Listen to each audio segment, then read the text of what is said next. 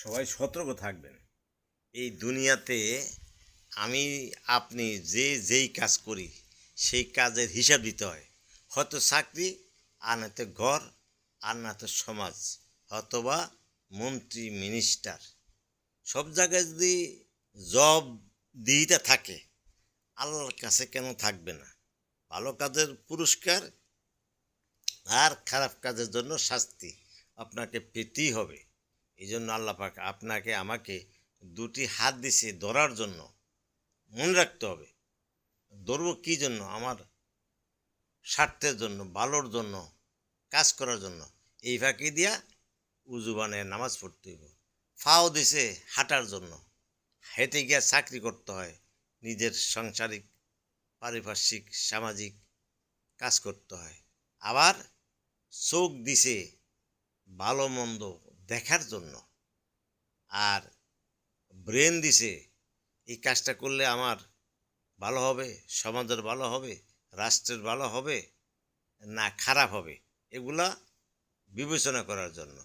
তো কাল কিয়ামতে আল্লাহ পাক আপনাকে আমাকে ধরবে যে তোমার হাত দিছি, পাও দিছি, চক্ষু দিছি, ব্রেন দিছি, আমার কি কাজ করছো? আর যেই লোকগুলার দেই নাই তারা পাগল, তারা রাস্তাঘাটে, ফুটপাতে, বিভিন্ন বাজারে, গলিতে শুয়ে থাকে। কই তাদের গোসল, কই তার খানা, কই তার বিবি, কই তার সন্তান? দুনিয়ার কোনো হিতাহিত জ্ঞান থাকে না। এই জন্য আমি তার ইবাদতও মাফ করে দিছি। এই জন্য সময় থাকতে সবাই হুঁশিয়ার থাকেন। ধরা আপনাকে আমাকে খাইতেই হবে, আর এই ধরার থেকে বাঁচার কোনো পথ নাই। দুনিয়ার যে কোনো জায়গায় ধরা খাইলে একটা সমাধান আছে, কিন্তু আখেরাতে সমাধান নাই। সেখানে বোটও নাই, নোটও নাই।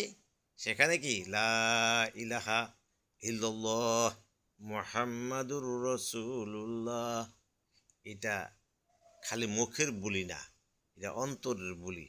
মুখে বলতে হবে, অন্তরে স্বীকার করতে হবে।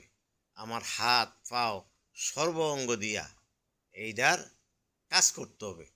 তাহলেই আমি ইবাদত গুজার, তাহলেই আমি আল্লাহর হুকুম মানি, রাসূলের সুন্নত অনুযায়ী চলি। আর যদি না করিয়া মুখে মুখে বলি, এটা মুনাফেক হইব। এটা কোনো কাজের কাজ না। এই জন্য শাস্তি অবধারিত। আসুন আমরা দুনিয়াতে থাকতেই আল্লাহকে রাজি খুশি করে যাই, ইনশা আল্লাহ।